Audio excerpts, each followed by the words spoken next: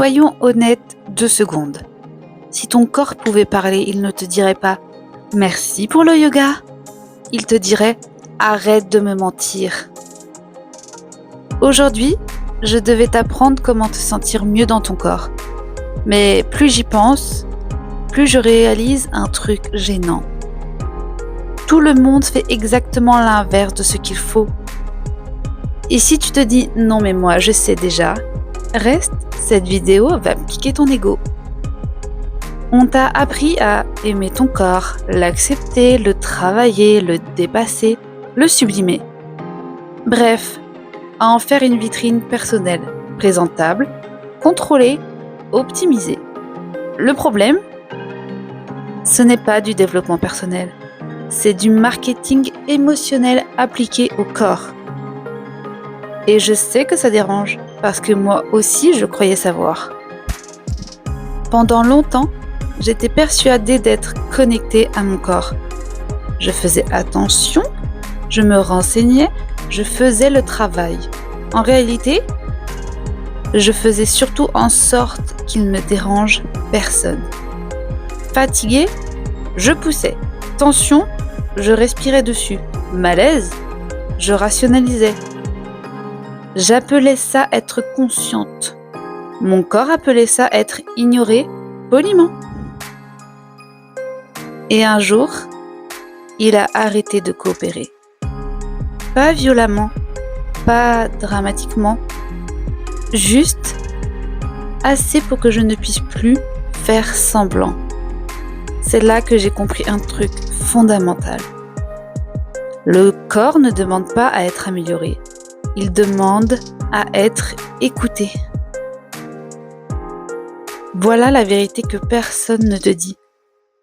Plus tu travailles ton corps pour qu'il aille bien, moins tu l'écoutes vraiment. Parce que le travail que tu fais est presque toujours orienté vers l'extérieur. Être plus calme, plus stable, plus attirant, plus performant, mais pas plus honnête, non. Tu pensais apprendre comment aller mieux ?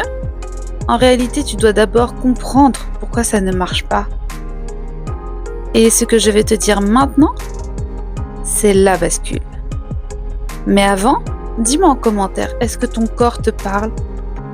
Ou est-ce que tu le fais taire ? Abonne-toi si ce genre de vérité te fait plus de bien. Le corps n'exprime pas ce que tu montres. Il exprime ce que tu retiens. Les douleurs chroniques ne sont pas un bug. Les tensions ne sont pas un hasard. L'épuisement n'est pas un manque de discipline. C'est un langage.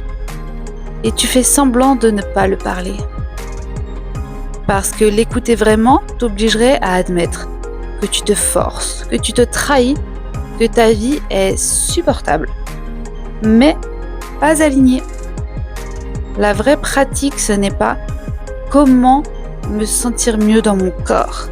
C'est qu'est-ce que je fais chaque jour contre lui. Le corps n'est pas une vitrine, c'est un système de vérité. Et plus tu le maquilles, plus il crie. Si tu veux aller plus loin, j'ai écrit plusieurs e-books de développement personnel qui travaillent exactement sur ça. Les blessures émotionnelles, l'auto-sabotage, la reconnexion réelle, pas instagrammable. Le lien est en description. Ce ne sont pas des livres pour aller bien, ce sont des livres pour arrêter de te mentir. Si cette vidéo t'a mis mal à l'aise, alors partage-la à quelqu'un qui fait semblant d'aller bien. Et sinon, abonne-toi si tu veux un développement personnel qui libère vraiment, pas qui enjolive. Et n'oublie pas de me laisser en commentaire qu'est-ce que ton corps essaye de te dire en ce moment. Le corps n'est pas une vitrine. Il n'est ni un objet d'exposition, ni un support publicitaire, ni un produit destiné à être évalué, noté ou consommé par le regard des autres. Une vitrine sert à attirer, séduire, provoquer l'envie. Le corps, lui, sert à vivre. Il respire, digère, guérit, ressent, porte la fatigue, le plaisir, la douleur, la mémoire. Il traverse le temps, les maladies, les grossesses, le stress, les deuils et les joies.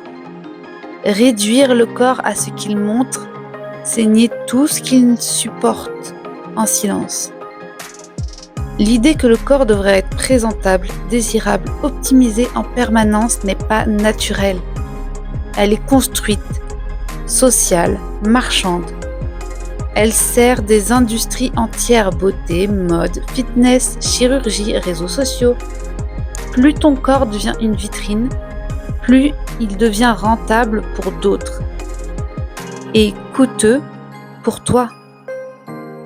Quand le corps est traité comme une vitrine, on le surveille au lieu de l'écouter, on le corrige au lieu de le comprendre, on le juge au lieu de le respecter.